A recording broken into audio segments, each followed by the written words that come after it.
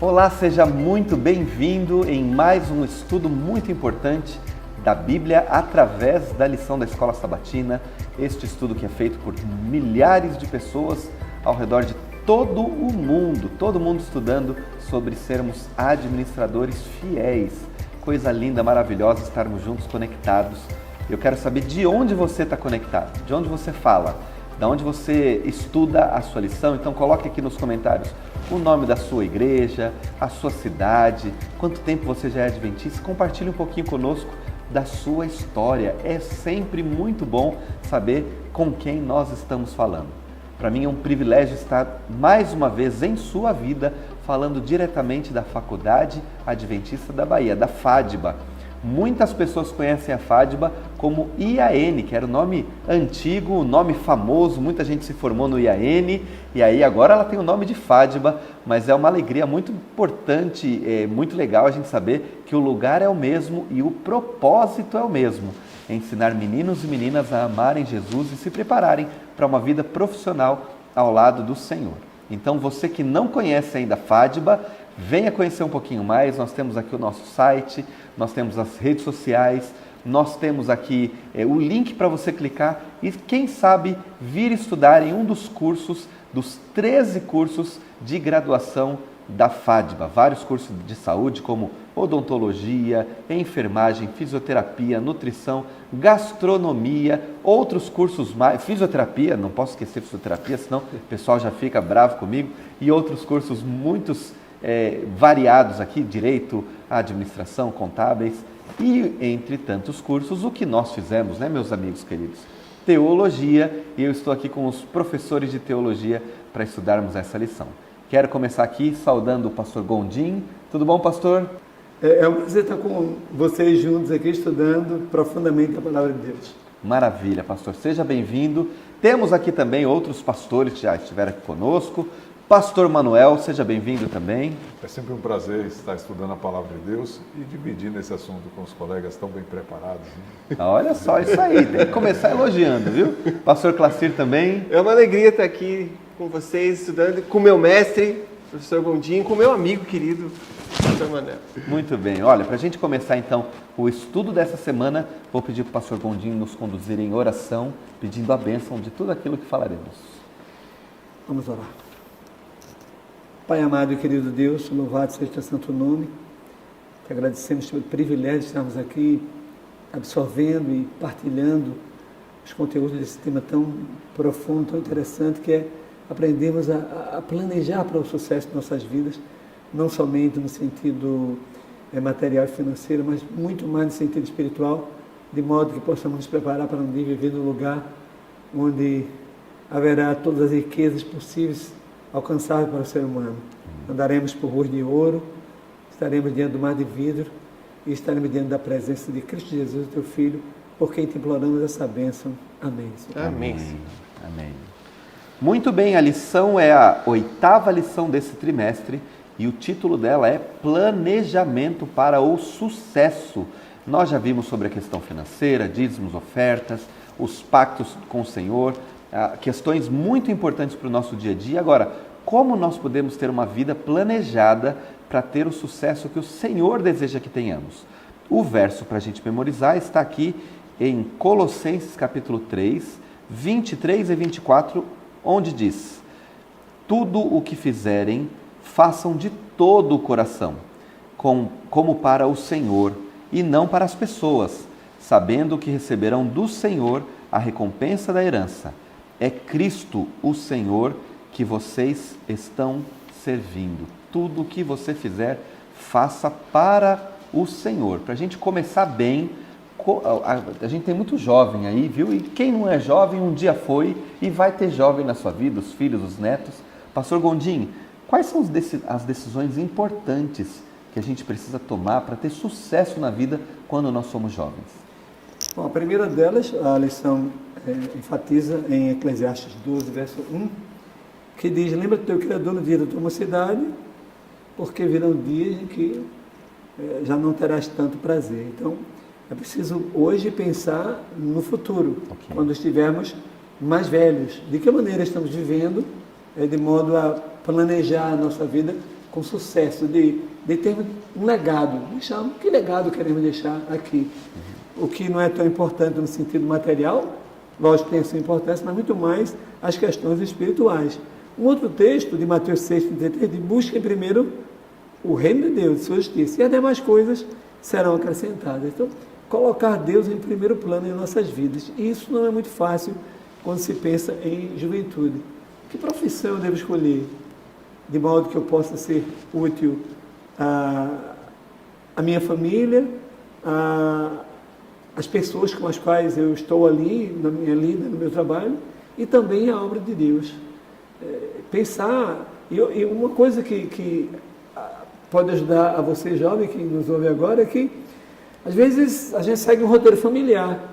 Os pais querem que seja médico, engenheiro, advogado. Eu mesmo sofri com isso.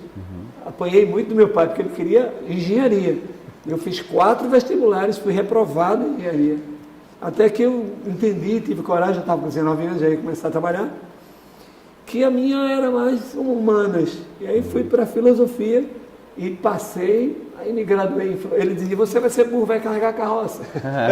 E aí eu passei em filosofia, concluí, depois fui para teologia, depois fui para pedagogia. Aí meu pai agora se volta para os meus irmãos e diz: ó, siga o exemplo do seu irmão, senão vai tudo carregar a carroça. Enfim, Deus em primeiro lugar é um marco, inclusive, na vida de Jacó, que é um exemplo que a gente pode pensar aqui. Ali pela juventude dele, fugindo do irmão e tudo mais, ele teve vários, fugindo de Labão, fugindo do irmão. Em um momento, Deus lhe diz: todas as famílias serão abençoadas em ti. No outro ele diz: tu serás meu Deus. Só que nenhuma dessas duas coisas aconteceram até que ele teve um encontro marcante em Peniel. Peniel é uma palavra hebraica que significa a face de Deus. Por isso que Jacó vai dizer: estive com Deus face a face. Esse é o lugar da presença de Deus. E a minha vida foi salva.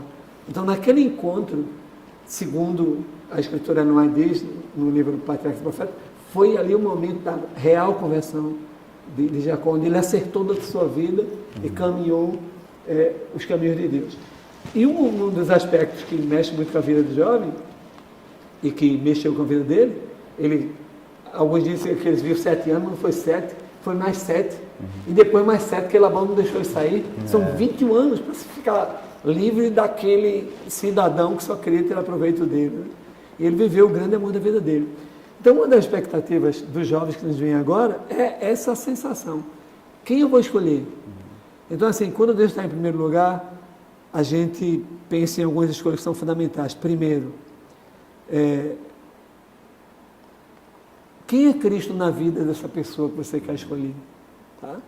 Como é Cristo na vida dela? Ele é um crente ou ela é uma crente de fato, ou é um crente nominal? Isso vai ser fundamental para o futuro casamento. O temperamento dessa pessoa combina com o seu? Qual é o nível de empatia que existe nessa pessoa? Porque se não for uma pessoa que sabe sentir a sua dor e a sua alegria, vai ser uma vida sem graça conjugal, né? Depois, que visão de mundo essa turma tem? Porque hoje em dia só se fala de MMA, de dorama, então assim, não dá, né? Tem que conversar, tem que sentir que a pessoa tem visão de mundo. É um leitor de Bíblia, é um leitor ávido de outros conhecimentos. E isso vai ajudar muito no futuro, né? E, finalmente, a relação com os pais, além da independência emocional. Eu dou um toque aqui na relação com os pais, porque, geralmente, um bom pai, um bom filho vai ser um bom marido. Uma boa filha vai ser uma boa esposa. Então, observa com jeito antes de dizer aceito. Sim e não são 2 palavras que exigem reflexão. Ou seja, pastor... Então, olha o indivíduo na casa dele, olha a menina na casa dela. Sim. Como é que ela trata, como é que ele trata o irmão, como trata o pai e a mãe. E isso vai ser um paradigma importante para ter um casamento feliz. O sucesso começa pelo Deus que você escolhe e também pelas pessoas, ou pela pessoa, vamos colocar até no singular, que você escolhe também para a amizade e para o futuro casamento. Muito bem. Agora, tem uma... Pode falar. Porque o que eu acho, o que eu penso que é a suma do que o professor Gondim está falando, é que a gente pensa assim, vou colocar Deus em primeiro lugar. Fiz o culto da manhã, pronto. Já coloquei em primeiro lugar. Coloquei em primeiro lugar. Mas o que ele está enfatizando... Só no primeiro não tem lugar mais nenhum. mais nenhum, né? Então, o que eu acho que é importante é justamente as grandes decisões da vida, também Deus tem que estar em primeiro. Então, eu vou decidir o que eu vou fazer profissionalmente. Então, as perguntas que o professor Gondim fez eu vou poder servir a Deus fazendo isso que eu quero fazer? Ou isso vai ser um impedimento para mim? Essa profissão vai fazer com que eu sirva mais ou seja tolhido de servir as pessoas? A mesma coisa com a amizade. Mesmo. Com a escolha de uma pessoa que vai ver o resto da vida. O resto da vida. Então, Deus continua tendo que estar nessas decisões. Sim. Então, essa eu acho que é a grande tônica. A gente não esquecer Deus em nenhum momento da vida. Especialmente nas grandes decisões. Então, dentro desse contexto, o que é ser bem-sucedido muda completamente de paradigma. Acho que esse é o ponto, né? Eu coloco Deus em primeiro lugar. Aí vem a pergunta, o que é ser bem-sucedido quando Deus está em primeiro lugar? A lição traz até uma abordagem bem interessante quando faz a comparação, por exemplo, de José do Egito. Numa visão humana, ele foi bem-sucedido, estava na prisão e vai à casa de Faraó, ser governador para Faraó. Agora, no oposto, a gente tem João Batista, que foi um grande profeta, bem-sucedido nos reinos celestiais, mas estava na prisão e sai para o túmulo. Ele morre ali dentro da prisão. Ao ponto de Jesus mesmo dizer que não havia nenhum homem, nenhum profeta como ele foi. Então, receber esse elogio de Jesus foi demais. Então, a pergunta é, quando Deus está em primeiro lugar, o que vai ser bem-sucedido? Talvez no casamento não vai ser escolher a menina mais bonita. Isso, mas o ser bem-sucedido precisa ser aquilo que Deus está guiando a pessoa. Talvez o trabalho não vai ser aquele que vai lhe trazer a maior riqueza. Então, o que é ser bem-sucedido quando Deus está em primeiro lugar? É uma pergunta pessoal. Cada um vai responder conforme as suas decisões. Agora, nessa questão de colocar Deus em primeiro lugar, entra o fator trabalho, pastor Clacir. É bênção ou é maldição? Tem gente que fala que é maravilhoso, tem gente que não quer saber. Alguns se relacionam com o trabalho, até foi dito em algum momento, por causa do dinheiro e não por causa do trabalho. Qual que é o plano de Deus? Então, olha só, há algumas coisas que biblicamente a gente herda do período antes da queda. Okay. Então, o conceito de família a gente herda de lá, o conceito do sábado a gente herda de lá, o conceito até de mordomia a gente vem do próprio Éden. E o trabalho também. Então, quando a gente lê um texto, por exemplo, como Gênesis 2, verso 15, que está escrito lá assim: tomou, pois, o Senhor Deus ao homem e o colocou no jardim do Éden para o cultivar e o guardar. Então, a primeira coisa que a gente sabe é que Adão e Eva não estavam no Big Brother. Então, eles não estavam simplesmente lá ao bel prazer, alguém traz a comida, alguém faz, não necessariamente esses reality shows sejam assim, mas o enfoque é assim: Deus deu uma ocupação a Adão e Eva, mesmo que eles não precisassem dessa ocupação para sobreviver ou viver. Então, o trabalho foi dado como era um aspecto da satisfação, de ser humano. Inclusive, alguns autores, alguns teólogos vão dizer que o cultivar e o guardar aqui, Deus coloca essa questão do trabalho, inclusive do trabalho criativo, artístico. Porque o jardim estava lá, comida tinha, água tinha. Não se precisava, pensando assim, né? Engenharia, medicina e tal. O que Adão e Eva iam fazer se eles estavam cultivando e guardando o jardim? Tinha que arrumar. E arrumar implica estética, proporção, cor. O prazer de ver o resultado do trabalho. Exatamente. Então, o trabalho antes da queda era prazeroso. Era uma bênção. Quando a queda vem, que a gente lê em Gênesis 3, o trabalho não deixa de existir, mas agora ele, como muitas coisas, como ser humano como todo, ele é manchado pelo pecado. Então, por exemplo, quando a gente lê em Gênesis 3, 7, que Adão vai agora ter que suar para trabalhar, para cultivar aquilo que tinha que fazer, está dizendo que agora o trabalho, que antes tinha só esse aspecto de ocupar o tempo, exigir das faculdades mentais, e estava tudo bem, depois chegava em casa, estava tudo certo. Agora não.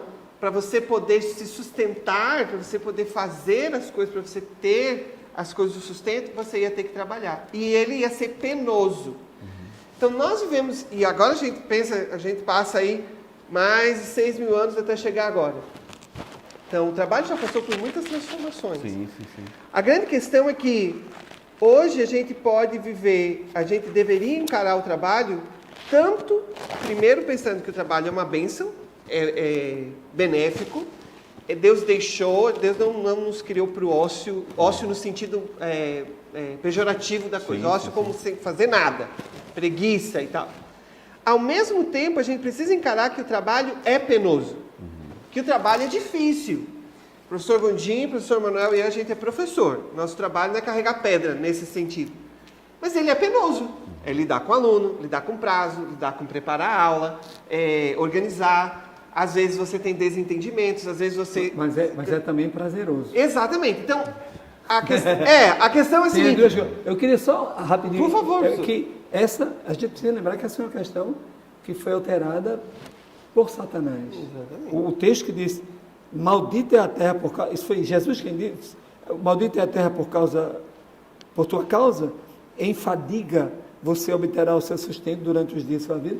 Deus não estava prescrevendo, ele estava descrevendo. Foi como o caso da mulher, o teu desejo será para teu marido, ele te dominará. Deus não estava também, porque muita gente pega aquilo e diz, Deus disse que ia ser assim, ele não estava prescrevendo, ele estava descrevendo as consequências do pecado, o que ele causou, não é que Deus queira que seja assim. Exatamente. Até porque hoje a gente vê realmente as duas coisas, atividades que nos colocam de maneira prazerosa no meio dela, mas também situações de escravismo ou de várias deturpações, de senhores de trabalho, donos de capital que abusam, colocando a pessoa para trabalhar 12, 14 horas, então se torna uma fadiga não prazerosa.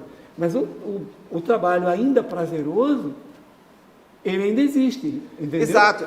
O que eu estou querendo mostrar é justamente que a gente vive numa tensão entre o trabalho é prazeroso e é um plano de Deus, mas o trabalho cansa, fadiga, estresse e tal. Então, onde a gente precisa achar o equilíbrio?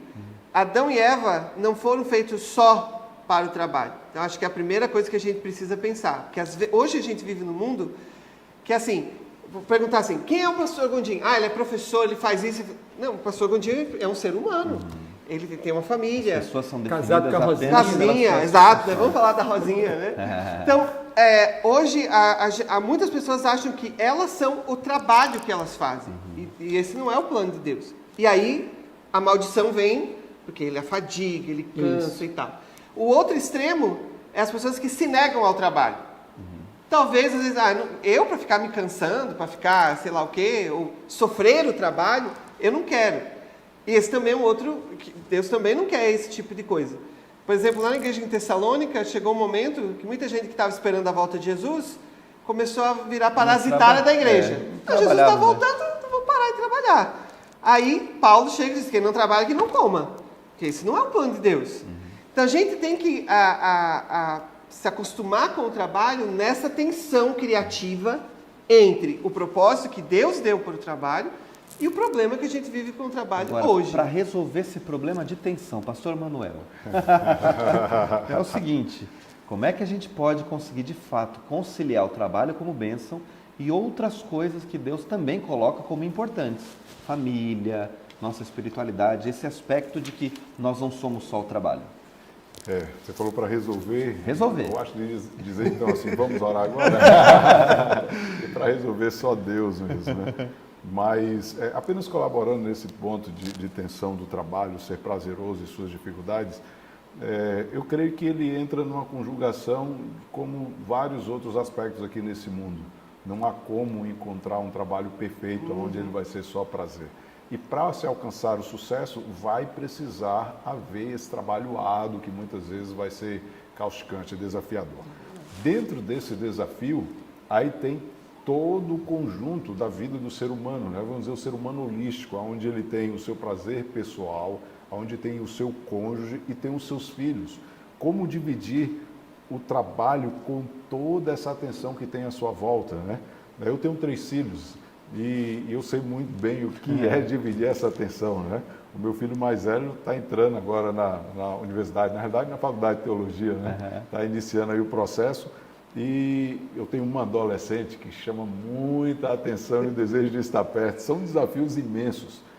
A lição vai trazer 3 orientações bem interessantes.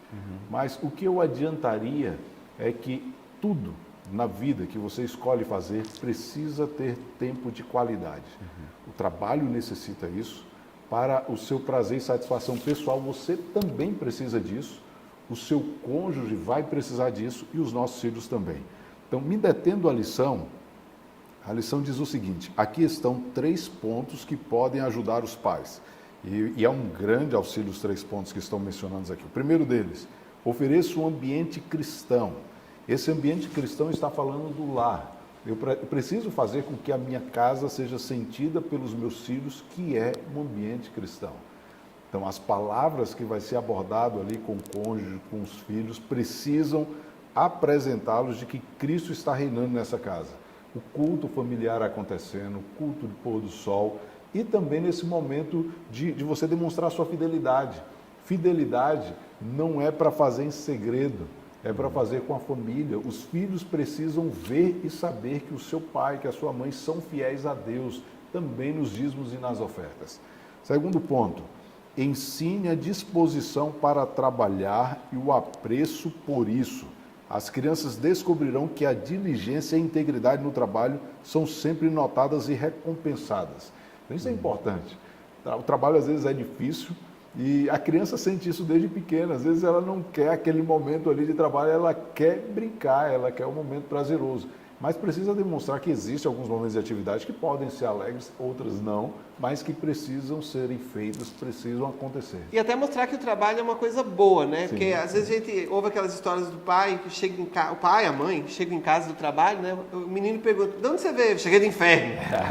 Porque como se o trabalho fosse uma coisa ruim, né? Então você começa a passar essa imagem de que o trabalho, então esse diálogo sobre o trabalho é importante também. Se o né? trabalho é algo ruim, até fica a dica para quem está nos acompanhando, algo precisa ser revisto no trabalho e no trabalhador, né? Algo não é... Esse final de semana passado eu estive com uma igreja de Nelson Costa, o irmão Clinton me recebeu, almoçamos na casa dele e tudo. Eu fiquei impressionado com os 2 filhos adolescentes, uma menina e um rapaz. Como eles ensinaram esses filhos a lidar com a questão do prazer em trabalhar cedo. Eles têm uma loja de produtos naturais, os meninos ajudam lá, só que os meninos desenrolaram uma coisa a mais, eles são investidores.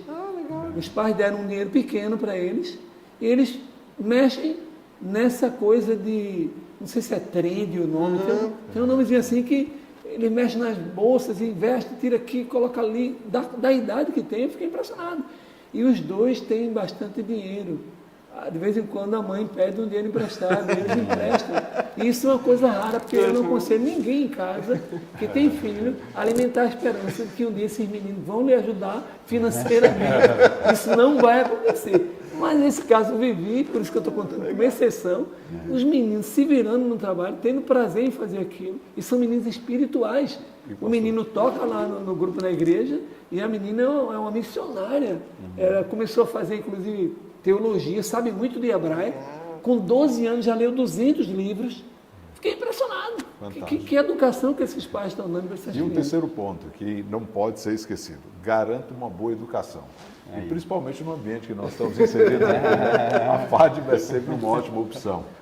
Dentro desse contexto, então vale a pena investir em uma escola que tenha valores além do mundo que nós vivemos, que possa apresentar para os nossos filhos esses valores celestiais. Afinal de contas, nós temos a certeza de que isto está em primeiro lugar para que eu possa ter uma vida bem-sucedida conforme os nossos padrões cristãos. Agora, essa educação, por mais que eu escolha um ambiente tão bom como a FADBA, como o Colégio Adventista da Bahia, o CAB, mas eu não posso terceirizar. Como os pais, precisamos estar sempre presentes. É verdade. Pastor Clacir, a gente está falando sobre sucesso. Como é que a integridade é algo que nos ajuda a ter sucesso também no trabalho? Porque às vezes a gente fala muito do planejamento mesmo, só como uma coisa estática e não do dia a dia. Como é que esse dia a dia é importante? Eu entendo que a Bíblia trabalha com o conceito, especialmente em relação ao trabalho, em vários aspectos da vida, mas em relação ao trabalho, e hoje a gente tem esse vocabulário muito nos ambientes empresariais, educacionais e tal, que é a palavra excelência. Ok. Então, a excelência é aquela ideia de você fazer o melhor que é possível com os recursos que naquele momento você tem. Excelência não é ser o melhor simplesmente pelo prazer de ser o melhor e humilhar alguém. É porque, dadas as circunstâncias, você fez o melhor que era possível fazer. Então, a integridade no trabalho, ela significa você fazer o melhor trabalho que é possível fazer, dadas as circunstâncias que você tem. Ok. Quando a gente vai para Eclesiastes 9:10, por exemplo, Eclesiastes tem uma perspectiva, ele está correto no que ele está dizendo, mas ele tem uma perspectiva negativa. E lá em Eclesiastes 9:10, eu quero abrir e ler aqui, Eclesiastes, o pregador vai dizer assim: tudo quanto te vier à mão para fazer, faze-o conforme as tuas forças. Faça bem. Porque para o além, para onde você vai, não há obra, não há nada. Então, não tem como fazer nada. Então, esse é o aspecto negativo. Faça bem, porque uma hora você não vai mais poder fazer. Então, faça o melhor que você puder. Quando a gente vai para o Novo Testamento, a mesma verdade é dita, só que agora do ponto de vista positivo. Efésios capítulo 6, na verdade o capítulo 5 e 6 de Efésios, são os conselhos práticos que Paulo dá depois de ele ter passado 3 capítulos explicando as maravilhas de quem Jesus é, o relacionamento dele com a igreja e tal. Agora ele dá conselhos práticos. E a partir do verso 5 até o verso 9, os conselhos de Paulo são para o empregado e para o empregador. Claro, no contexto greco-romano, você tinha ainda a questão da escravidão e assim por diante. Era a maneira como a força de trabalho era normalmente gerida, mas o conselho ainda é válido. Então, quando Paulo fala do empregado, agora pensando aqui em quem trabalha para alguém, algumas pessoas podiam olhar para o seu senhor e pensar assim: ele é muito mau. Ele me maltrata, me machuca, eu vou fazer mais ou menos aqui. Sim. E para me vingar dele. Aí Paulo chega aqui no verso 7 e diz: servindo de boa vontade como ao Senhor. Está dizendo aqui como a Jesus. O Senhor aqui em Efésios é Cristo. E não como a homens. Então, como um cristão se relaciona com o trabalho? Ele pensa que o que ele está fazendo, nem que seja colocar um tijolo numa parede, varrer um chão, defender uma causa no tribunal, fazer uma operação, o que quer que ele esteja fazendo, ele olha para aquilo e diz: eu estou fazendo para Cristo. Então, quando a gente muda essa perspectiva, aí a excelência, ela brota em nós, porque o Espírito Santo age, porque a gente está com essa perspectiva. Eu aprendi aqui no seminário, com os meus vários professores, inclusive o professor Gondim, não é só o professor que tem que ter a preocupação de ser excelente. Sim. Eu, como aluno, tenho que pensar assim: para que eu estou estudando aqui? Estou estudando só porque eu tenho que passar lá na disciplina de Família e Sociedade com o professor Gondim? Não, eu vou fazer isso porque, mais do que o professor Gondim, eu estou estudando para Cristo, que eu vou servir ele depois. Então, a excelência do trabalho, a integridade no trabalho, é o exemplo, inclusive, que Cristo deu. Quando você lê os evangelhos, Cristo orando lá em João, diz: tu me deste uma obra para fazer e eu a consumei até o fim.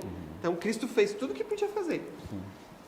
Isso me fez lembrar uma ilustração que o pastor Milton Torres usava muito aqui, de um indivíduo, de um grupo que estava construindo, estava trabalhando na construção, e uma determinada pessoa passou e perguntou: olha, você está fazendo o quê? Não, eu estou rebocando aqui. Aí foi para o segundo: você está fazendo o quê? Eu estou estabelecendo aqui o piso, né? A outra, eu estou colocando os pregos na porta. Enfim, no quarto: o que você está fazendo aqui? Aí ele responde: eu estou construindo a Catedral de São Marcos.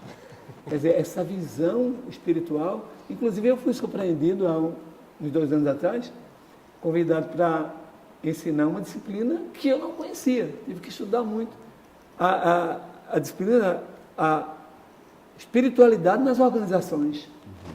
O que eu percebi lá, que hoje as grandes empresas estão preocupadas em admitir pessoas que tenham integridade, que tenham visão espiritual. Não é exatamente proselitismo, que tem uma denominação que seguem, mas que seja uma pessoa espiritual, consagrada, porque é interessante para eles, né? Agir com honestidade, agir com amor, com empatia, com interesse, com desejo de crescer de maneira honesta e fazendo o que é melhor e se relacionando bem com as pessoas. Porque uma pessoa íntegra e com espiritualidade, ela tende a se relacionar muito mais com as pessoas.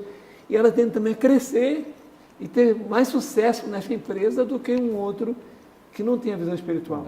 Agora, pastor, me ajude aqui, aproveitando já, a quinta-feira traz conselhos importantes sobre esse planejamento, para a gente ter o sucesso que o Senhor Jesus quer que nós tenhamos. Não igual ao mundo, mas igual à visão dele.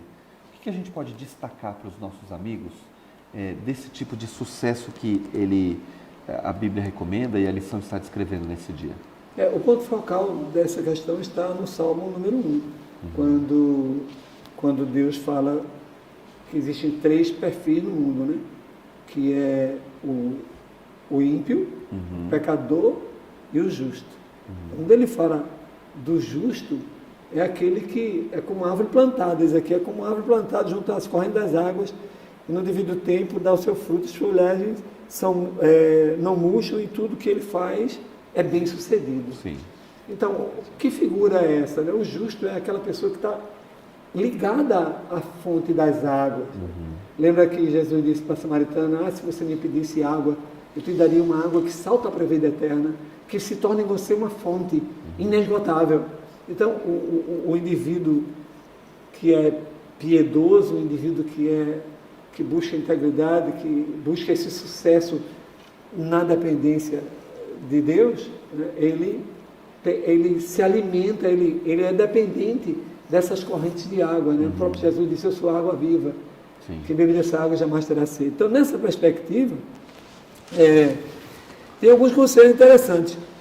Só que antes de mostrar esses conselhos bíblicos, eu encontrei uma coisa curiosa, quando eu estava estudando a lição, que é um conselho dado por Camille Guillardi. Ela diz assim, como ficar rico sendo pobre. Então você que é pobre e quer ficar rico, tem umas dicas interessantes aqui. Peguei só, das 19 eu peguei só 3. A primeira é, economize. A segunda é, organize as suas contas pessoais, que tem gente que é uma bagunça. Eu estou cansado de lidar com pessoas, inclusive na nossa casa mesmo, filhos às vezes, né? Genros, noras, enfim, que não tem dificuldade de se organizar nesse sentido, né? Faça reserva para emergência, ok? Eu estive fazendo um cálculo esses dias, estava fazendo para uma pessoa próxima de mim, que gasta muito, que acumula demais, não tem mais onde colocar as coisas, quer coisas, esse desejo. Não. Eu estava dizendo para essa pessoa, se você ganhar tipo R$1.500, não é muita coisa, né? Mas se você disser para você mesmo, olha, eu vou viver com 1.300, 300 eu vou guardar. Pronto, você separou, vai viver de qualquer jeito com aquele restante. 12 meses vai dar o quê? 3.600. Se você for para 2 anos, vai chegar a 7.200. Você imaginou? Você que ganha somente R$1.500, 1.600, você conseguir guardar esses 300, dentro de 2 anos você está com 7.000 e poucos reais e continuar na pegada, separando 300. Aí algumas coisas que você quer, você vai poder fazer, sem precisar mexer no aperto do dia a dia que você tem lá, uma reserva, né? Mas, me permita sumarizar aqui esses pontos que a lição traz para a gente, né? A gente já falou sobre organização, o pastor falou muito bem aqui sobre isso. Gaste menos do que ganha. Talvez se a gente tivesse que dar um conselho financeiro para sucesso, esse já seria, né? Você ganha X, gasta menos do que X. Esse conselho é milenar. Milenar, não é? É tão tranquilo. Aí economize uma parcela, como o pastor Gondim falou. Eu gostei muito dessa frase aqui. Evite dívidas como evitaria uma doença. Provérbios 22:7, achei muito interessante. Fala sobre os juros e você vai poder estudar isso aí também. Seja um trabalhador diligente, seja financeiramente fiel a Deus, como temos falado ao longo desse trimestre, e também lembre-se sempre que o seu lar não é aqui. Então são conselhos importantes para você ter uma vida planejada, tranquila ao lado do Senhor, e a nossa expectativa é que você seja feliz. Para a gente terminar essa lição, queria pedir para o pastor Manuel abençoar todo mundo, a bênção da organização, do planejamento, do sucesso, pastor, e pedir que Deus seja o Deus de todos. Amém. Antes da oração, vou ler só esses Pode, por últimos favor. versos, porque eu acho que eles coroam Vale a esse pena, momento né? do planejamento. Provérbios 3, versos 5 a 8, Ok. diz assim: confia no Senhor de todo o teu coração e não te estribes no teu próprio entendimento. Reconhece-o em todos os teus caminhos e ele endireitará as tuas veredas. Não seja sábio aos teus próprios olhos. Teme ao Senhor e aparta-te do mal. Será isso saúde para o teu corpo e refrigério para os teus ossos. Amém. Na continuidade, pediria para honrar o Senhor com a primícia das nossas rendas, né? E conselhos sábios que vai fazer com que possamos ter o verdadeiro sucesso em Cristo. E entender também, Manuel, que nem sempre o aporte financeiro basta se não tem a Cristo. Hoje nós temos a Suíça, por exemplo, quem sabe um dos países mais ricos do mundo, mas tem o maior índice de suicídio. As pessoas não estão felizes. Então não é somente o dinheiro, o recurso material, mas é também a vida com Cristo. Isso ligado a... Aí Deus não proíbe ter dinheiro, pode ter dinheiro mudando. Salomão era riquíssimo, Davi era riquíssimo, mas tinha Deus em primeiro lugar. Vamos orar. Maravilhoso Deus e eterno Pai, nesse momento colocamos cada um dos nossos amigos que tem acompanhado o estudo da sua palavra em tuas mãos. Amém. Abençoe a cada um, Senhor. Abençoe suas famílias, abençoe suas rendas, seu trabalho, fazendo com que possam prosperar segundo a tua vontade. E que esses conselhos sábios da tua palavra e também contidos aqui no teu guia de estudo possam ser colocados em prática em cada uma de nossas vidas. Continue iluminando e atuando com o poder do Espírito Santo. É o que nós pedimos no nome de Jesus. Amém. Amigos, eu quero agradecer, foi muito gostoso a gente poder fazer esse estudo juntos, foi um papo muito bom, né? E eu acredito que você esteja conversando conosco também, então continue sendo planejado para servir ao Senhor e ser feliz. Deus deseja que você seja feliz. Semana que vem a gente volta com o 9º estudo desse trimestre e vamos falar sobre o cuidado com a cobiça. Que Deus abençoe muito você. Não se esqueça de compartilhar esse vídeo, fazer chegar a mais pessoas que precisam andar ao lado de Jesus. Até a próxima.